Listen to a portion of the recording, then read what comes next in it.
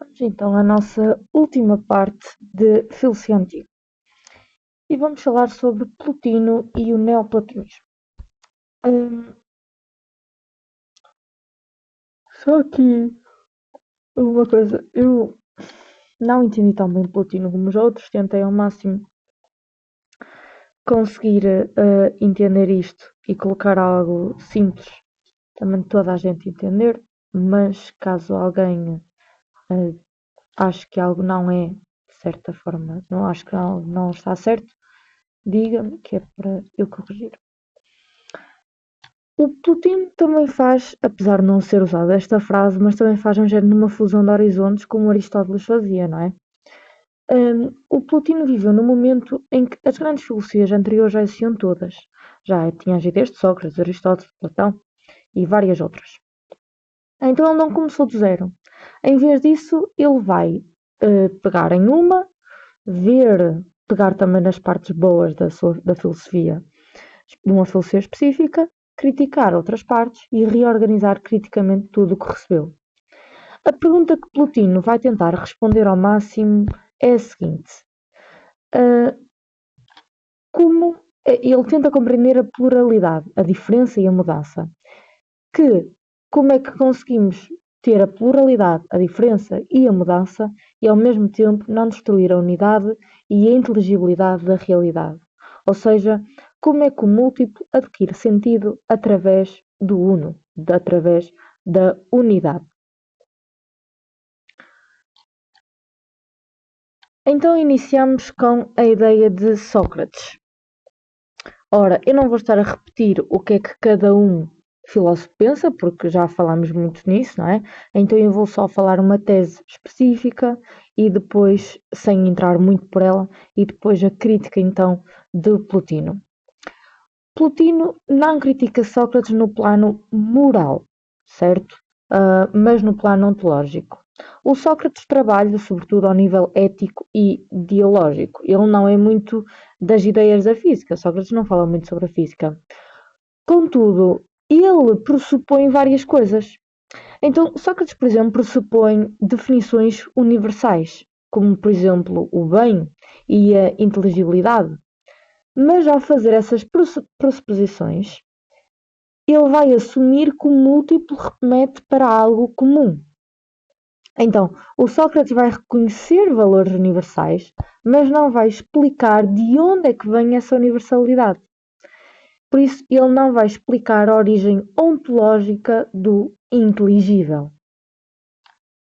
Certo? Não há uma doutrina explícita de participação, como Platão tem, por exemplo. O problema está então implicitamente presente. Sócrates tem pressupostos epistemológicos. E as coisas particulares só são, porque as coisas particulares para Sócrates só são compreensíveis porque remetem para o universal. Plotino, então, como é que ele vai resolver este problema?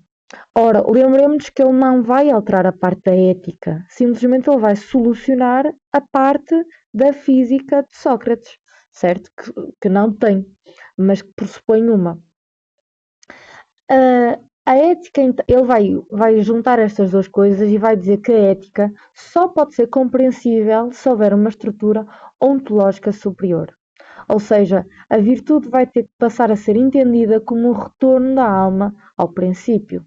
Por isso, a ética deixa de ser apenas prática e vai se tornar metafísica. Atenção que todas estas ideias vão nos levar depois à enologia. Com as ideias da enologia é que eu vou tentar pegar em cada um destes princípios, o uno, o nous, a psique e o aile, e a fazer de novo uma união com os outros filósofos que vieram antes de Plotino. Por isso, no caso de Sócrates, por exemplo, eu irei falar sobre a ideia da psique e da mudança. Então, podem não entender agora o que é que isto significa, não é? E como é que ele vai tornar a ética e metafísica, mas nós depois, isto é só quase uma introdução, e nós no fim de olharmos para estes quatro personagens, nós iremos voltar a cada uma delas. Por isso, se não entenderam agora, não se preocupem, esperem até ao fim do vídeo e só no fim do vídeo é que digam se entenderam ou se não entenderam. Vamos então a Platão. Ora, Platão faz a doutrina da participação, não é? Ele vai tentar olhar para o lado físico. E a doutrina da participação torna-se ontológica. Ora, a participação de Platão explica a unidade na multiplicidade e a inteligibilidade do sensível. Novamente, eu não vou estar a repetir as ideias de Platão. Simplesmente pensem na teoria da participação. E sobre aquela transformação entre o mundo sensível, o mundo inteligível, e que no mundo inteligível nós não temos a mudança, mas temos a mudança no mundo sensível, etc, etc, etc. Eu não vou estar a repetir isso tudo. Só que, novamente, há um problema com Platão. E este problema também o próprio Aristóteles notou, não é? Platão não explica claramente como ocorre a participação. A participação soluciona os problemas, certo? A participação explica a unidade na multiplicidade e assim, mas Platão não vai explicar claramente como é que esta participação ocorre, nem qual é o princípio último que garante a unidade das formas. Ou seja, porque todas as coisas sensíveis têm uma forma, mas que garante essa unidade das formas, a unidade do mundo inteligível? Platão não explica isso. Então, Plotino diz-nos que se há muitas ideias, certo? Se há muitas formas, há duas soluções. Ou há algo que vai unificar essas ideias, ou o inteligível fica fragmentado. Então, de qualquer das formas, Platão errou. Como é que Plotino vai solucionar isto? Vai dizer que o princípio supremo não pode ser uma ideia, porque a ideia terá que ser única, terá que ser uma união. Então, o princípio supremo terá de estar acima do ser e acima do pensamento. Vai nascer assim a ideia do uno. Novamente, eu depois vou retornar a cada um deles individualmente. Isto é já para começarem a ter uma ideia na cabeça. Então, em terceiro lugar, vamos a Aristóteles. Ora, Aristóteles rejeita a participação, tal como Platão a formula. Certo? Isso nós já sabemos, que Aristóteles faz várias críticas a Platão e vai transformar ele. A alternativa aristotélica, então, é a forma irá estar na própria substância, o universal não vai existir separado e a inteligibilidade é interna ao ente. Pronto. Como consequência, vai desaparecer a participação vertical, ou seja, já não vai haver esta ideia do sensível para o inteligível. A explicação vai se tornar substancialista, aquela ideia da substância primeira, a substância segunda, e, um ponto importante, vai-se perder uma hierarquia forte do ser. Então, qual é que é o problema com esta solução? É que, para tudo isto acontecer, o primeiro motor terá de pensar. Mas pensar vai implicar uma dualidade. Quem pensa e o pensado. Por isso, um princípio absolutamente primeiro, porque lembremos que o Platão, o Aristóteles, vai solucionar tudo isto a dizer que tem a sua filosofia é teleológica, ou seja, tem uma causa final, total. Contudo, Plotino vai nos dizer como um princípio absolutamente primeiro, certo? Esta causa teleológica não pode pensar, não pode ter estrutura e nem pode ter um objeto. Pensar é demasiado complexo para ser um ser absolutamente primeiro. Como é que Plotino vai corrigir isto? Ele vai nos separar radicalmente o princípio supremo do intelecto. O uno irá estar acima do pensamento, por isso ele não pode pensar. O nous é o primeiro nível onde é que há pensamento. Novamente, depois iremos falar disto. Aristóteles, então, confundiu o primeiro princípio com o primeiro inteligível. É desta ideia, então, que vai emanar esta separação em primeiro temos o uno e depois temos o nous. E por último, o criacionismo cristão e a participação. O cristianismo herda a doutrina da participação, sobretudo de Platão e do neoplatonismo, e também as ideias de Plotino, mas vai transformá-las profundamente. Por isso, Plotino vai ser um dos primeiros a entrar aqui no mundo como um mundo monista, com um Deus, etc. Só que o Deus para Plotino não tem nada a ver com o Deus criacionista cristão. Começamos então com um texto, que depois eu vou explicar, já nem me lembro quem é que escreveu este texto, mas estava num dos resumos. O sentido e horizonte da doutrina da participação e o seu devir no neoplatonismo, ou seja, o Uno, e no criacionismo, ou seja, a doutrina cristã. A doutrina da participação procura explicar como o múltiplo adquire sentido a partir do uno. No neoplatonismo, Plotino identifica o uno a chave da filosofia, enquanto princípio absoluto e fonte de toda a realidade. Tudo o que existe deriva do uno, encontrado nele o seu fundamento e inteligibilidade. No criacionismo cristão, esta ideia é retomada a partir de Tímeo, de Platão, cuja primeira parte foi traduzida por Calcidio no mundo medieval. A partir daí surge a figura do demiurgo, aquele que contempla as formas e lhe dá existência no mundo sensível.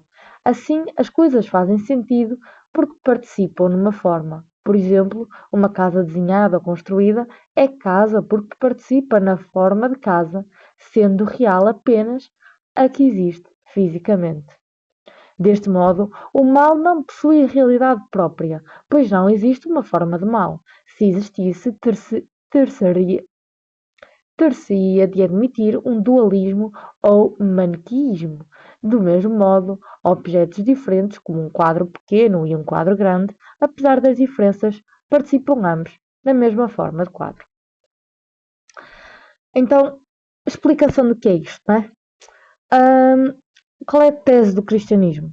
As coisas participam no ser. Porquê? Porque Deus lhe concede existência. Nós só existimos porque Deus concedeu-nos existência. Surge aqui uma figura do demiurgo, que surgiu do livro Tímeo de Platão e vai ser reinterpretado pela visão medieval cristã, e então este demiurgo será um género de Deus Criador. É basicamente um mito para explicar o que é que significa o Deus Criador. À semelhança com Plotino, porque é que nós falamos tanto do criacionismo com o neoplatonismo? Porque à semelhança com o Plotino vai haver uma hierarquia do ser, vai haver uma negação do mal e substancial e do mal como privação. Ou seja, o que é que o cristianismo acredita como o mal? O mal não tem forma, não tem ser próprio e vai ser uma privação de ser, ligada à matéria como limite. Eu acho que já falei isto noutro vídeo. Santo Agostinho vai nos dizer então que o mal não existe porque o mal é a ausência de bem. Então o mal aqui será a privação do ser. Da mesma forma como o escuro, não é? Não existe, o que existe é falta de luz. Pronto.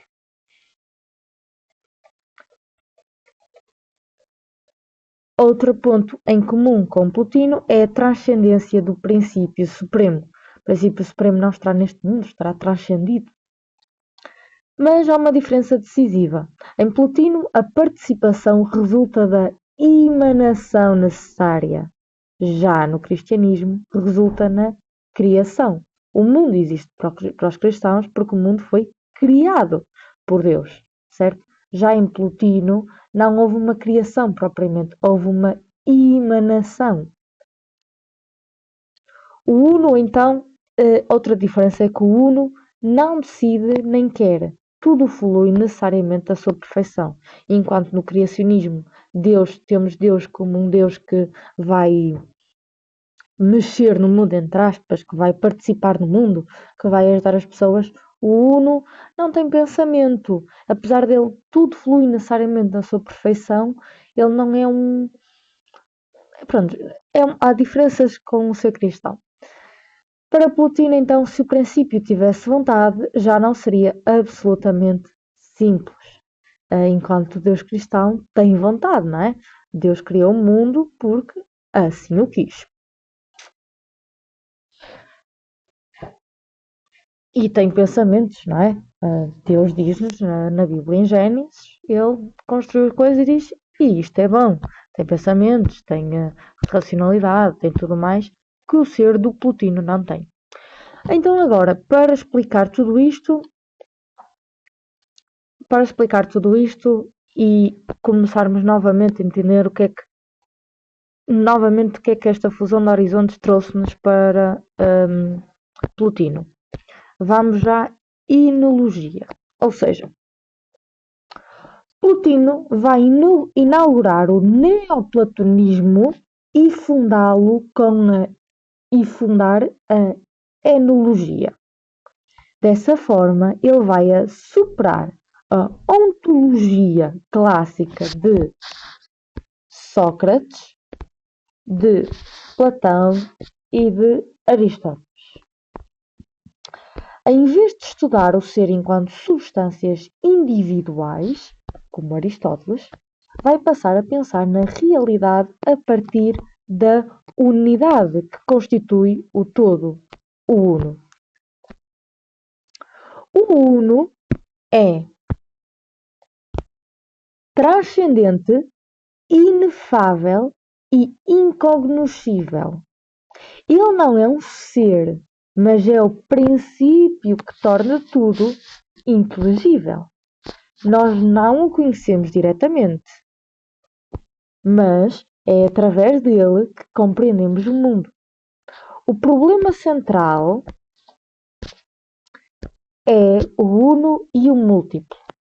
E esta pluralidade só faz sentido quando nós reconduzimos-la a uma unidade. Por isso, a enologia da realidade suprema emanam as hipostases. Esqueci-me de escrever isto, mas cada hipostase é cada ponto. O uno é uma hipostase, o nus é uma hipostase, etc. Por acaso esqueci-me de escrever essa palavra. Da realidade suprema emanam as hipostases, no movimento de processão, chamado pródos. Então o uno vai emanar todas estas hipostases, o nus, a psique e a ele.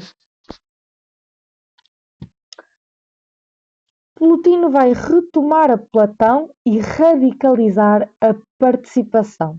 Vai inaugurar uma enologia em que a realidade é pensada a partir da unidade, do uno, e não a partir da substância.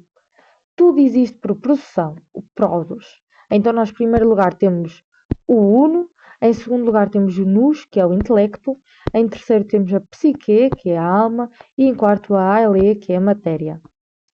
Cada nível existe apenas porque participa do superior. Se não houvesse um, não haveria nenhum dos outros. E quanto mais múltiplo, menos real é. Quanto mais nós fazemos esta processão, menos real temos. O movimento inverso é a conversão, a epistrofé, em que é o retorno da multiplicidade à unidade. Espero que tenham entendido isto. Então, o sentido do movimento. Tudo procede do uno, tudo tende a regressar ao uno. A queda não é um erro moral, mas é um afastamento ontológico. A filosofia é um movimento de retorno. Vou repetir. Tudo procede do uno, tudo tende a regressar ao uno. Iniciamos então com a explicação do que é o uno. Acho que já está um bocadinho explícito, mas só para repetir. Eu tentei, só aqui um ponto específico, eu tentei fazer uma união então entre cada uma destas quatro professores e onde é que havia uma conexão com a enologia. O Uno tem uma conexão com o criacionismo, mas uma conexão muito ténue, não é? O Uno não é o criacionista, as ideias criacionistas, mas o criacionismo influenciou, há uma influência. Então, o Uno não é o Deus cristão porque o Uno não cria, não quer, não conhece, não é pessoa. Deus cristão não é uma pessoa, mas é um ser, não é uma entidade. O Uno não é uma entidade. E também o Uno emana necessariamente. O Uno não cria, ele emana. Logo, não há uma criação propriamente dita, é por isso que chamamos de criacionismo, não é? Não há uma vontade divina e não há uma relação pessoal. Nós não rezamos ao Uno. Portanto, dizer que o Uno é criacionista, criacionismo, está errado. Então, qual é a relação com o cristianismo? O Uno vai inspirar a ideia da transcendência absoluta e preparar o pensamento para um princípio supremo, né? Algo que está para além de tudo, para além do pensamento, para além da realidade, para além disto, para além daquilo. Não faz parte da natureza, está para além. Isso vai influenciar pensamentos como, por exemplo, o Agostinho, ia dizer Santo Tomás de Agostinho, São Agostinho e a metafísica cristã. Contudo, o cristianismo vai personalizar este princípio, não é? Vai colocar este princípio como uma criação e não como uma emanação, introduzir a criação livre e transformar um Uno em um Deus criador. Lembrando-nos também que o Uno é pré-cristão, não é cristão. O Plotino estava antes das ideias cristãs. Agora, o que é o Nous? E também qual é a distinção entre o Uno e o Nous, que às vezes pode haver aqui dúvidas. Ora, o Nous vem-nos da ideia de Platão. O Nous é o primeiro nível do ser. É o pensamento absoluto e é o lugar das formas. Quem criou a ideia das formas? Platão. Aqui, pensar é ser. O sujeito e o objeto coincidem. Qual é a relação entre o Uno e o Nous? O Uno é absolutamente simples. O Nous surge quando há distinção. Essa distinção é o pensamento. Lembrem-se que o Uno, por exemplo, não pensa, está acima do pensamento. O Nous já tem pensamento. O Nous é o Uno visto, mas já não absolutamente Uno. O que o Nous não é? O Nous não é o Uno, não é a alma, não é pensamento discursivo e não é a mente humana. O Nous é o mundo inteligível, seja o Nous é a ideia de Platão, contém as formas, é pensamento que pensa o ser, é a unidade na multiplicidade, então é o mundo das ideias, é a inteligibilidade pura, é o conhecimento verdadeiro. A única diferença é que Plotino coloca o Nous abaixo do Uno, enquanto em Platão o bem ainda está ambiguamente dentro do inteligível. O Nous então é um platonismo, mas sistematizado. Espero que agora tenham entendido. 3.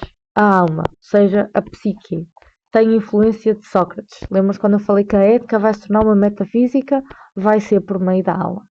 Ora, tudo é animado pela alma. Lembramos que psique significa anima. O corpo não contém a alma, mas o corpo habita nela. Isto também é uma ideia bastante cristã. O mundo é uma estrutura relacional e dinâmica, orientada para a unidade. Isto já tínhamos falado também. O mundo tem multiplicidades, mas está todo orientado para o uno, a unidade. A filosofia de Plotino propõe assim uma visão monista, relacional e hierárquica da realidade, com impacto tanto na reflexão metafísica como em questões contemporâneas, a física e o ambiente. Aqui eu podia, o professor falou um bocadinho sobre esta questão de que é que Plotino iria falar sobre a crise ambiental, etc. Contudo, eu não vou fazer isso porque isso acho que já iria entrar noutros níveis muito mais complexos. Então, onde é que está a influência socrática? A influência socrática está na centralidade da alma, no cuidado da alma, não é? Na sua purificação e na vida filosófica como conversão interior. Em Plotino, a alma vai ser o princípio da vida, em que anima o mundo inteiro. Né? É por isso que a alma é anima. A alma vai ser o princípio da vida, que anima o mundo inteiro. Vai ser uma mediadora, um metaxu, entre o inteligível e o sensível. E pode-se converter na epistrofé e regressar ao uno. Isto é Sócrates ontologizado, ou seja, uma ética socrática transformada numa estrutura metafísica da alma.